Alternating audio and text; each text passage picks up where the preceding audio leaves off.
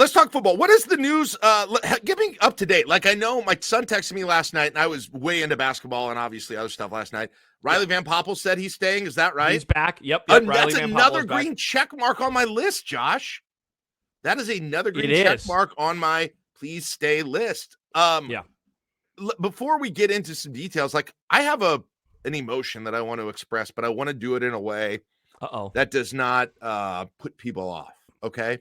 Mm-hmm. Is there a space where I can permissibly within this community express, shall we say, thankfulness, relief, optimism at how the offseason has gone in the last two weeks without being accused of declaring an offseason national championship?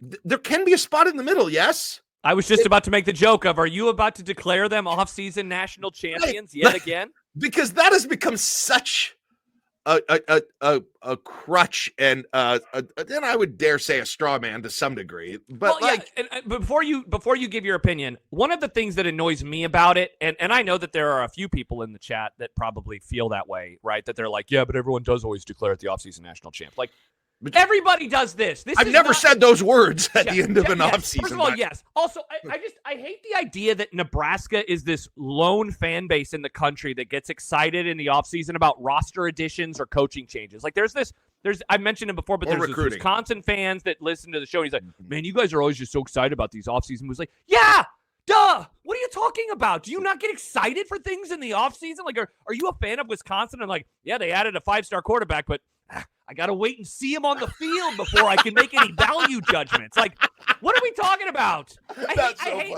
I don't like that's that. Hilarious. It's a fan who watches sports and kidding. Who doesn't wants do that? To believe that my team can improve. Right. Like, that they make moves, and it's like, dude, yeah, but I'm going to scold anyone who gets excited about this move, you know? Or like, are people like getting down on Mets fans right now? Like, you know. Let's wait until October before we say if the Juan Soto signing was good. Like, what are we talking about? This is what we used to make, honestly, this is what we used to make Texas, make fun of Texas for. We called them the national recruiting champions always. Because they didn't win. Always were. And they always were. So they did, you know, I don't know. That feels like that's gone a little far because I do feel, but Josh, again, I was getting ready for the absolute worst, right? Yeah. Things that I thought were not impossible. Dana Holgerson doesn't come back, right? Dylan Raiola doesn't come back. Oh. The transfer portal, there is a mass exodus, right? They're not getting big names back. They're getting lower level folks back. There aren't any big recruiting wins on signing day. I mean, all of those things, the opposite happened with those. So, like, at very least, where there were binary possibilities of things going well or going poorly, to the extent we can evaluate them now, they went well. And we can say that, yes? Yeah. Like, I hope so. Yeah, 100%. Yeah. So is that kind of where you wanted to kick off the conversation? Is in terms of who they have lost, who they have kept, and who they have gained, it's looking fairly good right now. Coaching, players, recruiting, transfer portal, all of that.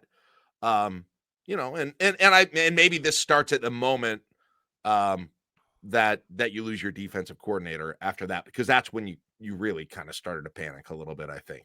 Yeah, and I guess I would say, just if I were to argue, that would be the one part of the equation. And I know that you don't like talking about coaches, so I don't want to go too far down into coaching town. But like, I guess I am talking myself into Butler and Foley as and let's add Ruland as the holy triumvirate of defense. Foley, I looked at Foley's numbers again this week in terms of what he was able to do at Temple and at Baylor, and his defenses did improve over the course of his time there. There's obviously a whole lot of trust, right? Are you talking about Snow? Snow, not Foley. Phil Snow, yeah, my bad, Foley. Good Lord, yeah. I looking at Phil Snow's numbers at Temple and then looking at his numbers at Baylor, like, he's been a good defensive coordinator, and that's what he's going to do. That's what his job is going to be.